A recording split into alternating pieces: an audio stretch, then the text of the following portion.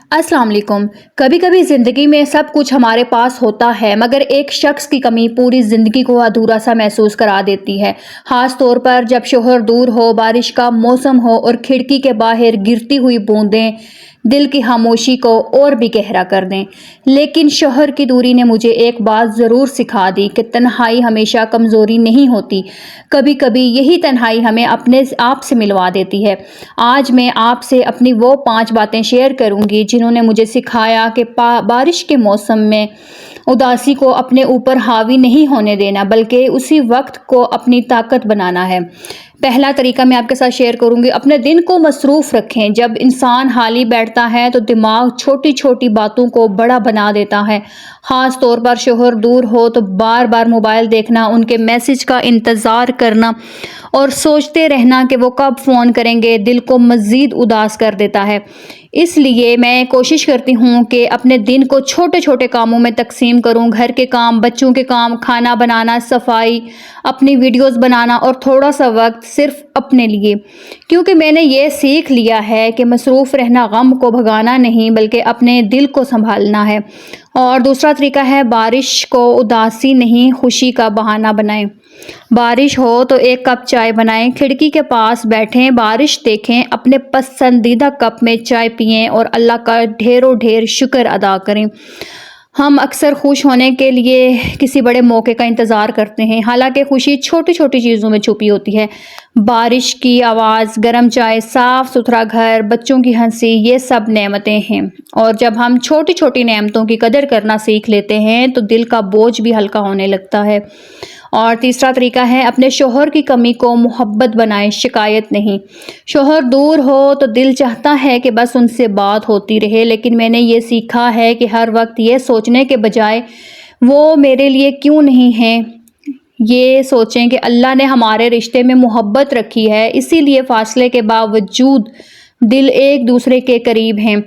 इनके लिए दुआ करें, मोहब्बत से बात करें, इनकी खैरियत पूछें, लेकिन अपनी पूरी खुशी को सिर्फ इनकी मौजूदगी के साथ मत बांधें।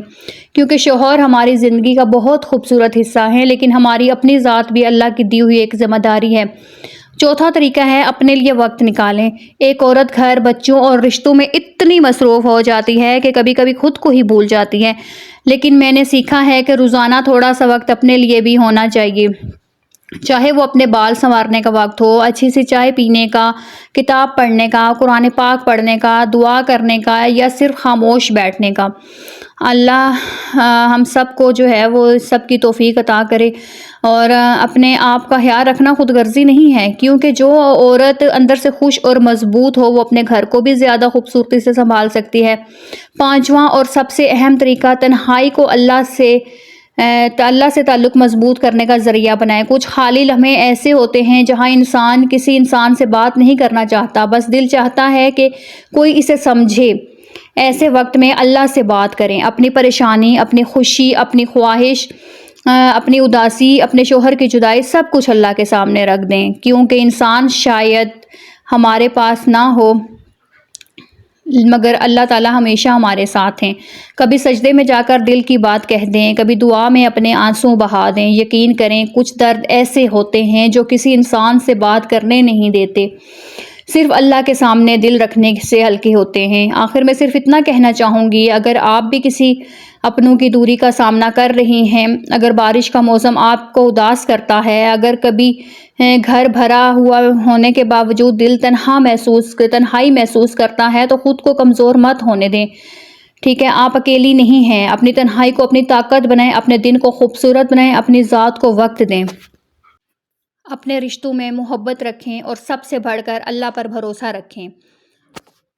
अगर आपको मेरी ये बातें अच्छी लगी हों तो वीडियो को लाइक ज़रूर कीजिए, चैनल को सब्सक्राइब कीजिएगा और कमेंट में मुझे ज़रूर बताइएगा आप बारिश के मौसम में ख़ुद को खुश रखने के लिए क्या करती हैं। अल्लाह आप सब के घरों में मोहब्बत, सुकून और खुशियाँ हमेशा कायम रखे। आमीन सुम्मा आमीन।